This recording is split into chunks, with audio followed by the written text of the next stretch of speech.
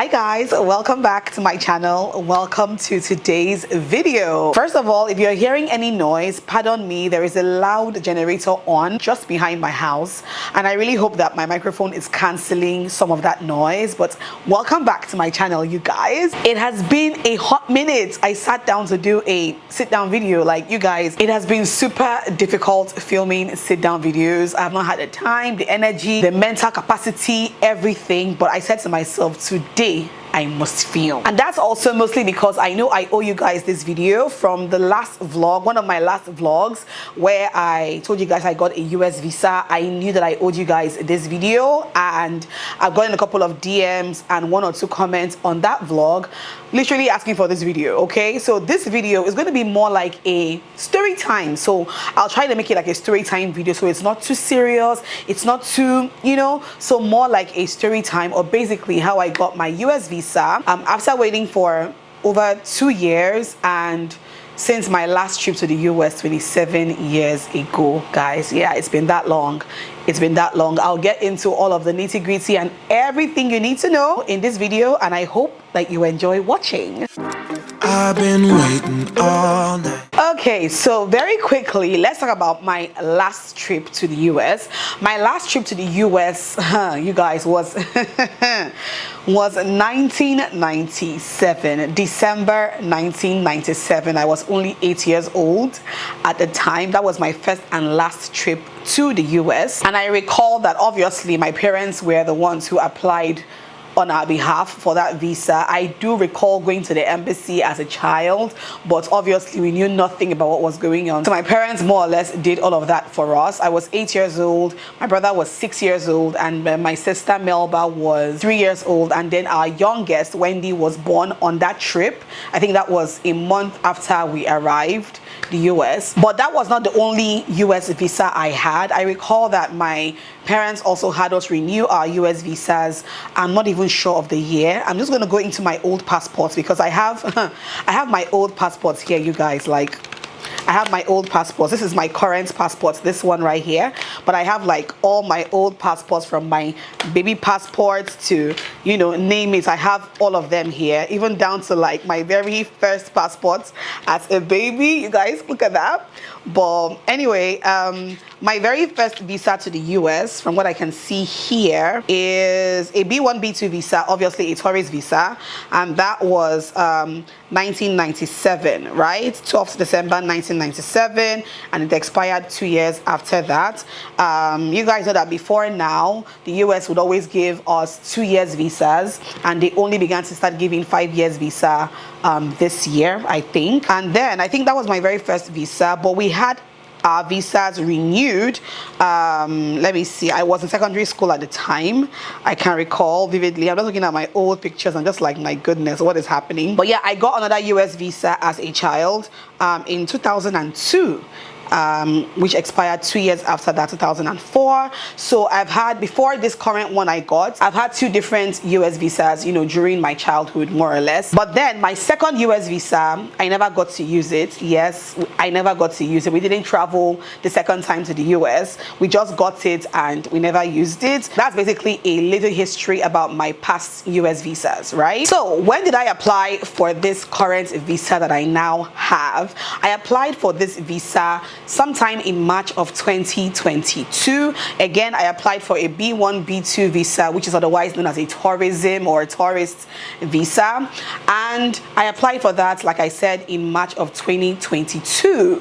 And I recall during that period, there was a lot of backlog from COVID. You guys will recall that, when COVID hit, a lot of things shut down, including embassy services for different countries, the US inclusive. And I also believe that, the US was having this issue of backlogs in different countries, like in so many countries. It was not only peculiar to Nigeria, it was like a lot of countries. Everybody all over the world was complaining about it. I recall applying for that visa in March of 2022. I paid my visa fee at the time, which was 60-something thousand naira. You guys know that our dollar in Nigeria was not the way it was right now. So at the time, my visa cost me 60-something thousand naira, which I am grateful for, because right now, if you're applying for a US visa, based on, how much dollar is right now, it's about 200 and something thousand, if not almost 300 and something K. right? So that's about the visa fee and all of that, and when I applied. So obviously, like a normal visa process, it's online. You go fill your form and everything. They would ask you questions on, you know, your past, your travel history, if you have anybody in the United States, basic visa application questions. You can go online and check that out, but basic visa application questions. And when I submitted my application in March of 2022, I had to go for an interview. Obviously, I didn't have the chance to opt for the Dropbox option because it has been well over 10 years I went to the US, so I knew I had to go back for an interview. And initially when I submitted, I got a date initially for September of 2023, and I was just like, oh my goodness, that's like 1 year plus away from this application date. So in my head, I'm just like, you know what, I'll just spend the rest of that time going to other countries, traveling to other places, applying for other visas and all of that. So I just wanted to use all of that to just pass the time, the waiting period for this interview. Then sometime in July of the same year, July of 2022, I received an email from the US Embassy telling me that my interview date had been moved to a further date. I recall getting that email, and to be very honest with you, for 6 weeks I didn't bother opening that email because I was so pissed off. I was so angry. Is it not enough that this interview date is like 1 year and how many months away from the day or month I applied, and you are now telling me that I'm going to move my interview date to a further date? So at that point I lost interest. I was very unhappy about it. I just did other things in my time and all of that. It was about 6 weeks after, I think sometime in September of 2022, that I finally got the courage to open that email. I went on the US Embassy website and my page and all of that, and I saw that my date had been moved from September of 2023 to July of 2024. Almost a year difference. I was so pissed off, but again, I'm just like, you know what, I will go to other countries, I will just enjoy my life and be doing my things, you know.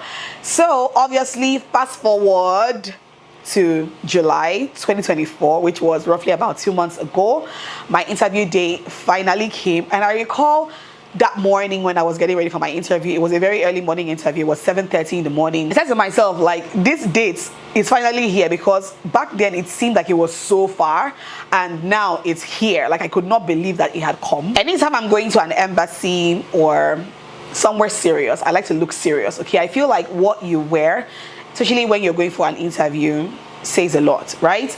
So that wasn't the day I was going to wear a pair of jeans. That wasn't the day I was going to wear slippers. That wasn't the day I was going to wear anything casual. So I remember when I even went to do my UK visa sometime last year, I remember wearing a work dress, and also going to the US Embassy 2 months ago, I wore a two-piece set. It was more of a smart casual, but you could see that it made me look serious. Does that make any sense? I wore a very simple bob wig, minimal makeup, and you know, I went to the embassy, and obviously the nerves kicked in. At that point, it didn't matter that I had been to the US before. It didn't matter that I had family in the US. It didn't matter that, you know, the things that other people may not have when they are applying for a visa. I had those things, but the nerves will always find their way of kicking in. So I got to the embassy, you know, did all the screenings at the door, from one queue to the other. Like, see, going to US embassy is a hassle.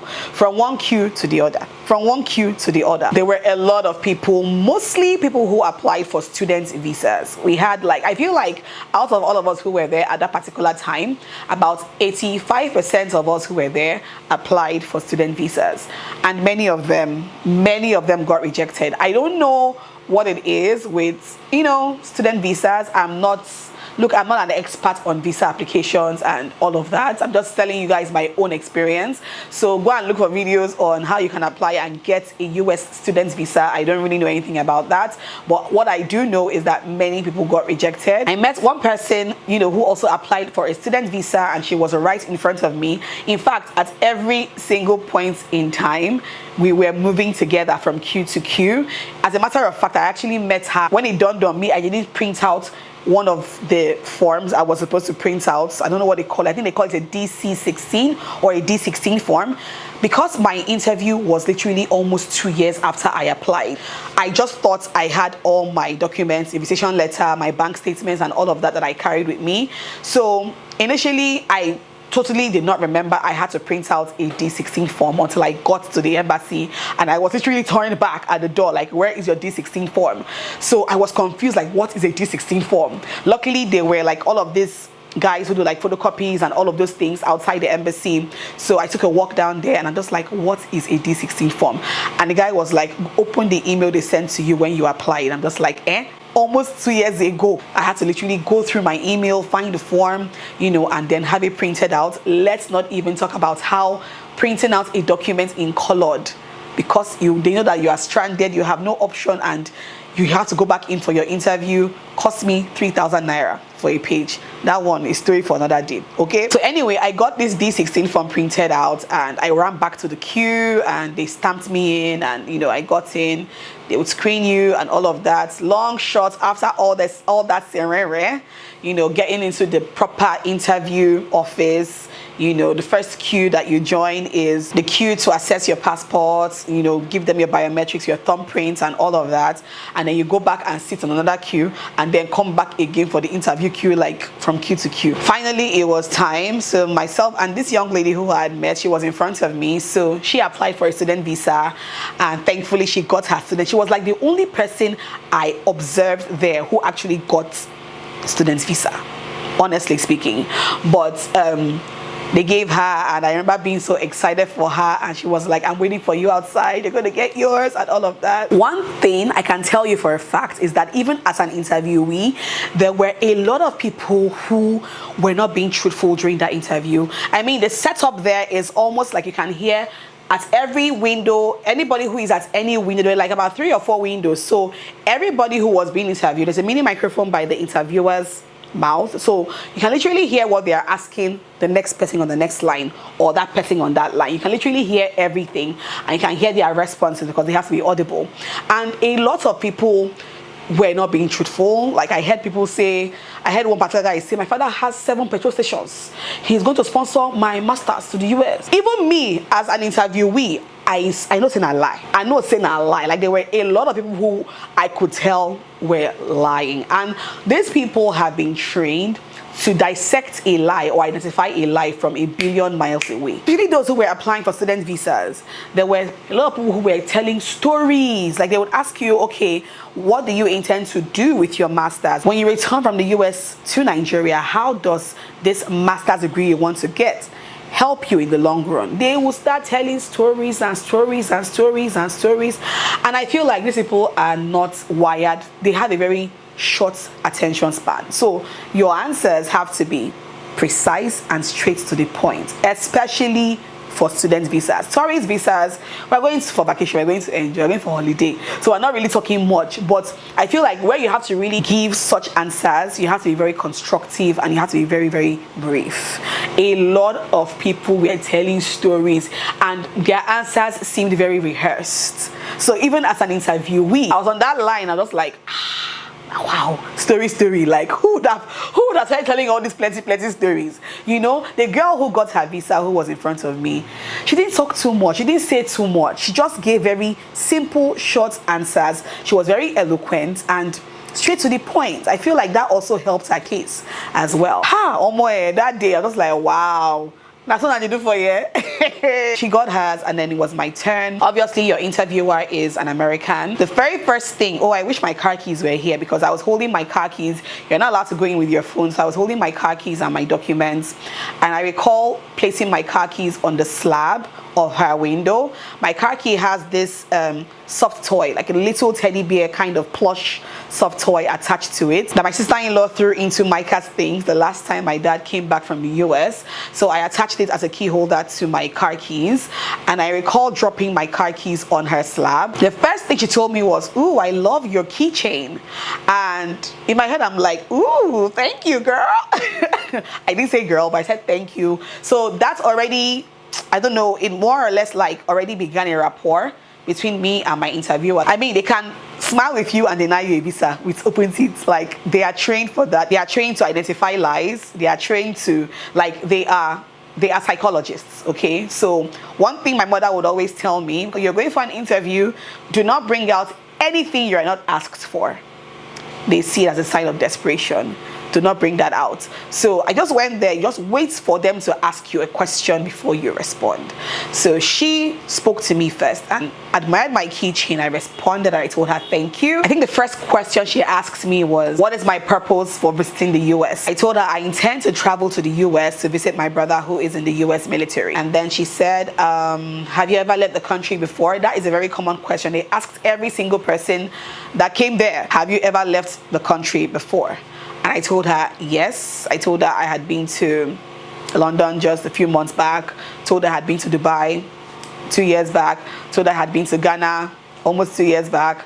Just basically gave her like a recent travel history. They won't be talking to you and looking into your eyes. They're talking to you and they're typing. You know, so just be answering. She said, how long has your brother been in America? I told her. Is he a US citizen? I told her. Is he married? I told her. Then she also asked me, are you married? I told her, yes, I am. She said, do you have any children? I told her, yes, I do. I have 2. She asked me, how old are they? I told her, I have a 5-year-old and I have a 2-month-old. At the time, Micah was only 2 months old. And she was like, oh, wow. You know, she expressed surprise, like, oh, wow, you have a baby. And then she asked me, are they traveling to the US with you? I told her, not at this time. To be very honest with you guys, I did not spend up to 5 minutes at that window. She just kept typing. And then she was just like, it's been a long time you went to the US. And I told her, yup, it's been a long time because my last trip was 1997. And to be honest with you, I think that is basically all she asked me. She didn't ask me for any documents. She didn't ask me for invitation letter. She did not ask me for bank statement. She did not ask me for anything. To be very honest, all I took with me to the embassy was a letter from my brother. I took my bank statements, all my accounts. I took a printout of a picture of myself and my family, myself, Jesse, and my kids to show that I'm married. Like, literally, that was all I took. I didn't take anything else to the embassy. I mean, it wasn't a student or a work visa, so I didn't need to take too many documents, right? But she didn't ask me. Even the ones I took, she didn't ask me for anything. So basically, that was all she asked me. And then she was like, okay. She brought out the white paper, the glorious white paper, because you know that if you go to the US embassy, on that particular day I was there, they give you a pink paper, a long pink paper. It means that you've been rejected. They will tell you to feel free to reapply again. But when I saw that white paper coming out, I'm just like, yes! Yes! She brought out that white paper and gave it to me and said, okay, so you pick up your passport, blah, blah, blah, blah, blah. I'm just like, I wasn't hearing anything else she was saying. I was just basking in the euphoria of the fact that I had gotten my visa after waiting for so long. So I thanked her and then, you know, I left there feeling very happy. I met the girl who was in front of me who got her student visa. I just showed her the white paper outside and then she screamed. I recall even giving her a lift, you know, to where she was going. And I believe that right now, she probably is in the States right now. She's gone to school and all of that. So that's basically how my interview went. And I feel like my interview went the way it did for different reasons. Okay, so one, it wasn't my first time in the US. I had gone to the US before, even though that was many years ago, 27 years ago. My last visa was in 2002. I didn't even travel with that visa, but I feel like because I already had history of going to the US, you know, and then also the fact that I had family in the US. But then again, that might not even be the case because the girl who got her visa, who was in front of me, has never left Nigeria before. She has never been to the US before, never left the country before,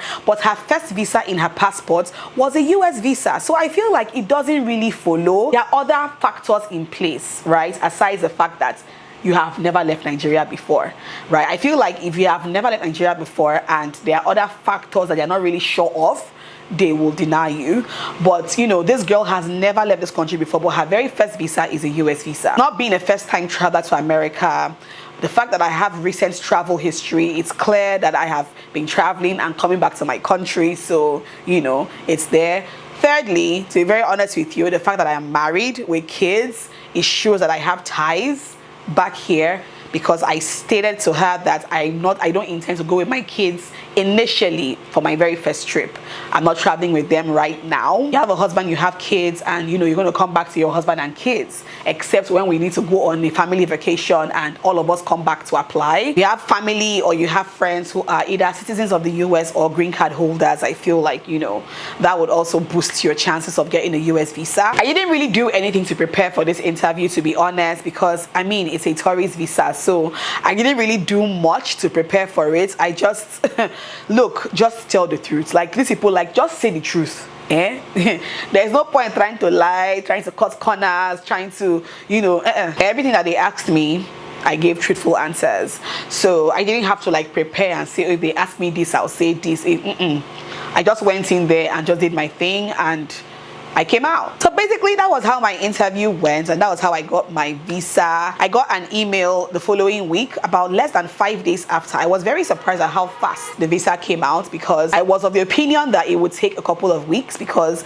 I had an auntie who applied for Dropbox and she got her visa in like 6 weeks, But later on it dawned on me that no, I was right there in the embassy. I submitted my passport to this interviewer. My dad even told me, like, look, I'm sure that visa was issued that same day, but before they will package it, send to DHL and all of that, will take that 4 days that it took for you to get that message to come and pick up your passport. So yeah, I went, once I got the email, about 4 or 5 days after, I picked up my passport from DHL and I saw my 5-year visa, which is great because I don't have to worry about this for the next 5 years, which is good. And obviously 5 years after this, if I need to reapply for a new visa, I wouldn't have to go in for an interview. I'll just go through the Dropbox route, submit my passport, and get a new visa. So basically that is how I got my US visa. For my trip to the US, like I told you guys in that vlog, I don't have any concrete plans as of right now because I am still nursing a baby. Micah is only 4 months old, so I cannot abandon my 4-month-old baby boy and take off, but eventually I will. Let him just mature a little bit and I will. But right now, I don't think, for this year at least, I don't think I have any plans of going anywhere for this year just yet. And also for my kids, in fact, you guys, Mia and Micah don't even have passports, cha-cha-cha. In fact, Mia Rose, who is 5 years and 6 months old, does not have passports in Chancha. So obviously as time goes, or maybe before I travel, or maybe when I come back, I would have to, apply for passports for Micah and for Mia Rose, and probably even apply for visas for them so that my second or third trip to the US, we can all go together. That's the plan, right? In hindsight, that's the plan. And also with Jesse as well. So yeah, along the line, I do intend to apply for, other visas, maybe like a Schengen visa. Some visas are usually easier to get if you have a current US visa in your passport. And yeah, basically that is it. I really hope this video helped someone. Maybe if you have a current application and you are waiting for your interview date, or you have plans of applying for a US visa, especially if you want to apply for like a B1, B2 tourist visa. I hope this video, helps you just have it at the back of your mind that it's not rocket science. One thing about this thing is either they give you a yes or they give you a no. It cannot go more than that. It's either yes or no, right? And if they tell you no, on to other things, right? If they tell you yes, great. If they tell you no, on to other things, okay? So basically that is how it went, and I hope this video can help 1 or 2 people. Especially for those of you who have been in my DMs asking me for this video, I hope this video helps you in whatever little way. And yeah, basically that is it. If you have any other questions, please put them in the comment section down below and I'll do my best to answer them, or maybe even do another video if it's video worthy. And yeah, that's it guys. I'll see you guys in my next video. Bye.